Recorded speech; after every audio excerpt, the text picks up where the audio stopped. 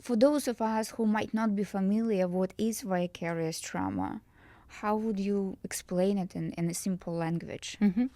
Well, I think it's simply that you are not the primary victim or survivor of a specific trauma.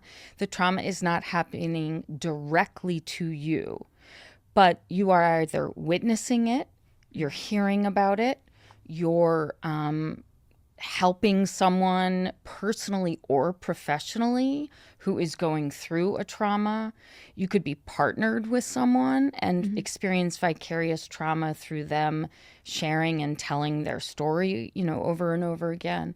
So it's really the trauma that is on like a secondary level. So it's often called, vicarious trauma, secondary trauma, but it can be equally debilitating and harmful.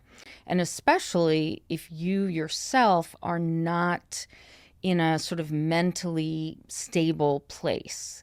So if you are very susceptible to depression, anxiety, bouts of hopelessness or despair, you are more likely to have, that sort of valence inside of you where that trauma is probably going to kind of get a foot in and a hold on. And so people who are naturally empathic, empaths, people who are vulnerable themselves, people who have other traumas, so that when they hear about someone's trauma, it triggers their own memory of trauma.